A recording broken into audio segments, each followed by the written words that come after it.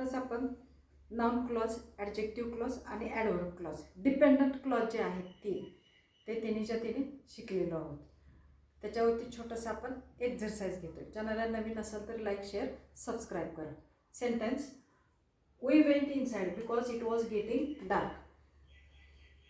Name the clause किंवा choose the correct option असे question असतात तुम्हाला. क्लॉजचे नाव सांगा किंवा करेक्ट ऑप्शन चूज करा. पहिल्यांदा तुम्हाला क्लॉज ओळखायचा असेल तर तुम्हाला मेन क्लॉज, सबऑर्डिनेट क्लॉज किंवा डिपेंडंट क्लॉज, इंडिपेंडंट क्लॉज वाक्यातला ओळखता आला पाहिजे. Okay. We went inside because it was getting dark. We went inside complete meaning आहे ह्या वाक्याला, आहे ना, म्हणजे हा मेन क्लॉज किंवा इंडिपेंडंट क्लॉज आहे. Because it was getting dark, अंधार पडला म्हणून. समजतंय? नाही समजत. म्हणजे हा काय आहे? हा काय आहे? डिपेंडंट क्लॉज आहे. डिपेंडंट क्लॉज आहे. मग डिपेंडंट क्लॉज मधला कुठला? ॲडवर्ब, ॲडजेक्टिव्ह का नाउन क्लॉज? सब कंजंक्शन बघा कोणतं आहे? बिकॉज. कुठं वापरतो आपण? बिकॉज हे सब कंजंक्शन कुठं वापरतो? कशाशी रिलेटेड आहे? तर रिझनशी रिलेटेड आहे. कुठं वापरतो? ॲडवर्ब क्लॉजमध्ये वापरतो. म्हणजे हा ॲडवर्ब क्लॉज आहे. ही एक ट्रिक आहे. त्याशिवाय ॲडवर्ब क्लॉज जरी सुरुवातीला घेतला तरी वाक्याच्या मिनिंगमध्ये काही फरक पडत नाही. ग्रामॅटिकली वाक्य बरोबर येतं. For example, because it was getting dark we went inside. काही बदल होत नाही. वाक्य ग्रामॅटिकली बरोबर आहे. फक्त काय करायचं? Because it was getting dark comma द्यायचा, we went inside.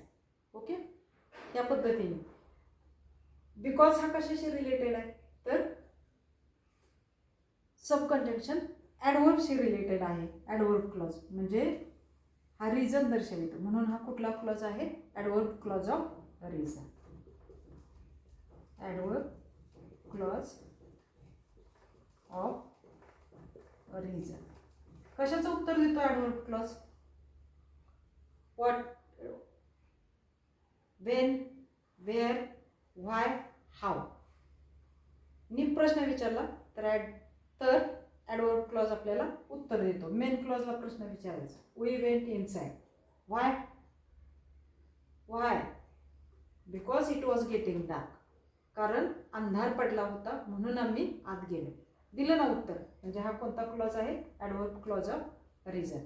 Adverb clause एवढा ऑप्शन आला तर तेवढाच लिहा. फक्त इथं बिकॉज हे वापरलेलं आहे, रिझन आहे म्हणून इथं आपण ॲडवर्ब क्लॉज ऑफ रिझन असं म्हटलेलं आहे. Okay. What she sed was surprising.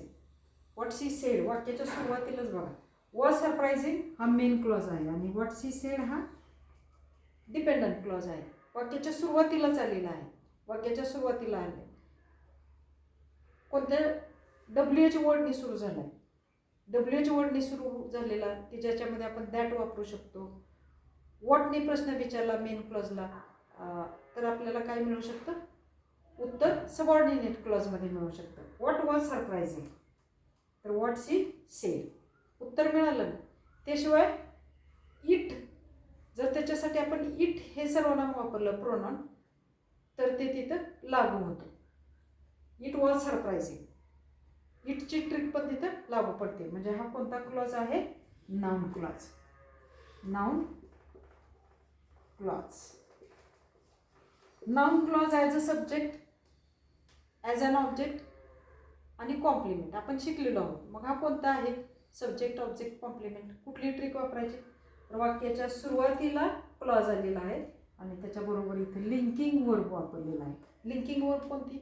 M is, are, was, were इथं वापरलेला आहे. म्हणजे हा काय आहे? Noun clause as a subject. कुठं वापरतो आपण हे?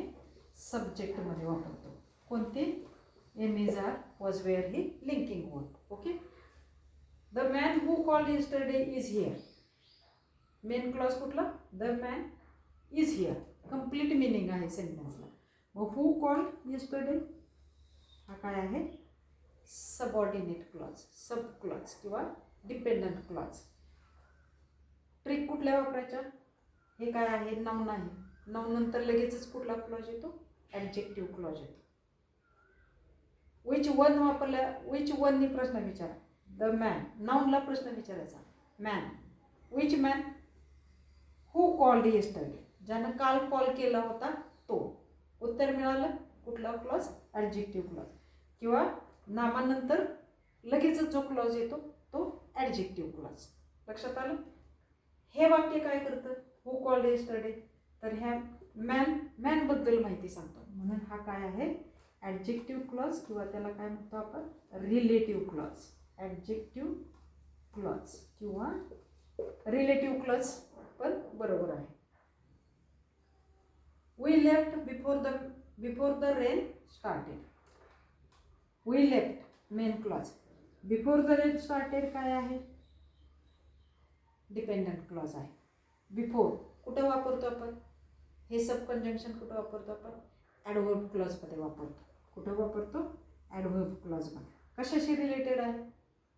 बिफोर द रेन स्टार्टेड, पाऊस येण्याच्या पूर्वी. वेळ दर्शवितो म्हणजे ॲडव्हर्ब क्लॉज ऑफ टाईम. बरोबर? हे काय आहे? क्रियापद आहे. बरोबर? मग ॲडव्हर्ब क्लॉज काय मॉडिफाय करतो? तर वर्ब आहे ना, वर्बला मॉडिफाय करतं. म्हणजे हे वर्ब आहे आणि हा क्लॉज मग कुठला? तर ॲडव्हर्ब क्लॉज. इथं टाईम दर्शवितो म्हणून adverb clause of reason. Adverb clause adverb clause of time. Time दर्शवितो ना, बिफोर टाईम दर्शवितो म्हणून ॲडव्हर्ब क्लॉज ऑफ टाईम. अजून आपल्याला ट्रिक, भरपूर ट्रिक ह्यात आहेत बघा. अजून कुठली ट्रिक वापरता येते? Before the rain started comma we left. वाक्यात काही ग्रामॅटिकली बरोबर सेंटेन्स आहे म्हणजे कुठला क्लॉज? Adverb clause. ॲडव्हर्बियल क्लॉज लिहिलं तरी पण बरोबर आहे. He ran as fast as possible.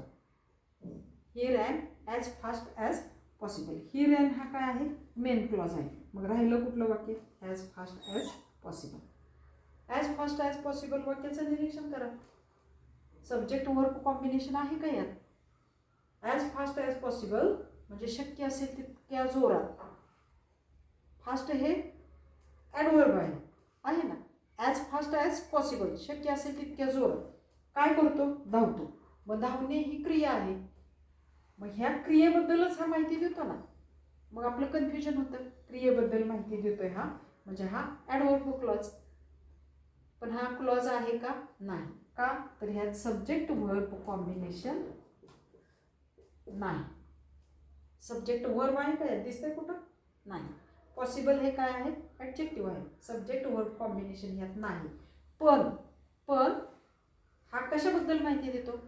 तर क्रियेबद्दल माहिती देतो. म्हणजे हे काय आहे? ॲडवर्ब फ्रेज किंवा ॲडवर्बियल फ्रेज असं म्हणू शकता तुम्ही. ॲडवर्बियल फ्रेज. फ्रेज काय आहे समजलं? शब्दांचा समूह आहे पण त्यात वर्ब नाही म्हणून त्याला आपण क्लॉज म्हणत नाही. ओके. पण माहिती देतो कुणाबद्दल? क्रियेबद्दल माहिती देतोय म्हणून adverbial phrase. Okay. The girl in the black dress is my friend. Main clause कुठला आहे बघा? The girl is my friend. मग राहिलं कुठलं sentence? In the black dress. Clause आहे का हा बघा? इथं वर्ब दिसतंय कुठं तुम्हाला? In the black dress verb दिसतंय? नाही. सब्जेक्ट वर्ब कॉम्बिनेशन नाही म्हणजे हा क्लॉज नाही. पण इन द ब्लॅक ड्रेस, जिनं ब्लॅक ड्रेस घातलेला आहे ती कोण आहे? हे नाउन, मॉडिफाईड नाउन. पण नाउनबद्दल माहिती सांगतोय. मग आपण लगेच कन्फ्युजन होतं. हे नाउन आहे, नाउनबद्दल माहिती सांगणारं वाक्य आहे. मग ॲडजेक्टिव्ह क्लॉज आहे का? रिलेटिव्ह क्लॉज आहे का? तर हा क्लॉज नाही. का? तर ह्यात वर्ब नाही आहे. Subject verb combination. वर्ब नाही म्हणजे तो क्लॉज नाही. मग ही काय आहे? तर ही नाउनबद्दल, हे जे हा जो शब्दांचा समूह आहे हा काय करतो? ही जी फ्रेज आहे ही मॉडिफाय करते. काय? तर नाउनला मॉडिफाय करते. म्हणजे ही काय आहे? ॲडजेक्टिव्ह फ्रेज आहे. ओके. Adjective phrase. लक्षात आलं? अशा पद्धतीने कन्फ्यूज करणारे पण क्वेश्चन असतात. व्याकरणाला काय करावं लागतं, फक्त सतत रिव्हिजन करावं लागतं आणि प्रॅक्टिस, खूप उदाहरणं तुम्ही सोडवा, because practice makes man perfect. Okay.